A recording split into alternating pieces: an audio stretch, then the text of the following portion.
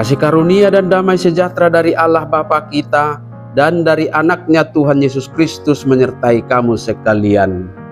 Amin. Shalom saudara-saudari sahabatku semua, firman Tuhan yang menyapa kita hari ini, hari Selasa tanggal 11 Juni 2024, tertulis dalam kitab Ulangan pasal 23 ayat 5. Mari sahabatku semua, kita simak dan renungkan firman Tuhan yang menjadi kekuatan dan inspirasi untuk menjalani hari ini. Demikian.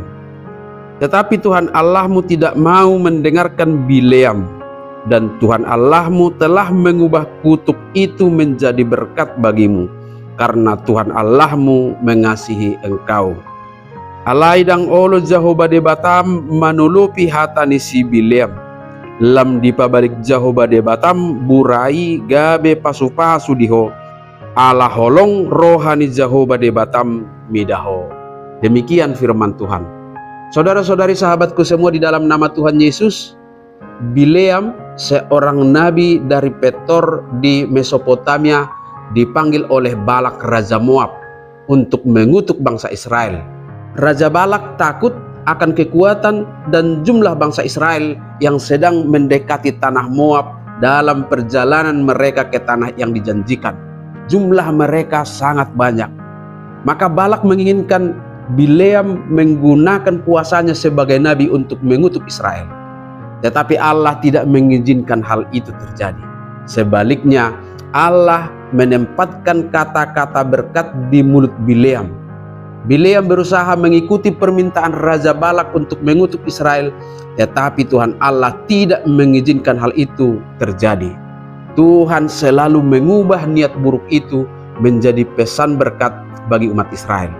Perlu kita ketahui sahabatku semua, bahwa niat jahat dari Balak dan Bileam itu terhalang oleh karena kasih Tuhan yang sudah berjanji akan menyelamatkan dan memberkati umatnya. Dalam Bilangan 22 ayat 12 sudah sangat jelas dicatat, lalu berfirmanlah Allah kepada Bileam, janganlah engkau pergi bersama-sama dengan mereka, janganlah engkau mengutuk bangsa itu, sebab mereka telah diberkati.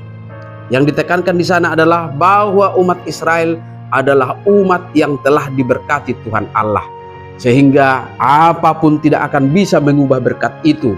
Sebaliknya, setiap kutuk yang disumpahkan kepada mereka, Allah berkuasa mengubahnya menjadi berkat. Sahabatku semua, kita semua juga adalah bagian dari rencana keselamatan Allah. Kita adalah umat yang telah diberkatinya. Maka percayalah, kekuatan apapun tidak akan dapat menghalangi berkat itu dari kita. Kuasa kasih Tuhan Allah akan mengubah dan membalikkan setiap kutuk menjadi berkat bagi kita. Dengan mengingat status kita yang berada dalam rencana keselamatan Tuhan Allah, maka harus selalu kita yakinkan, yang pertama, kita sebagai anak-anaknya pasti akan selalu berada dalam naungan kasih dan perlindungannya. Tidak ada kekuatan apapun yang dapat mengusik hidup kita.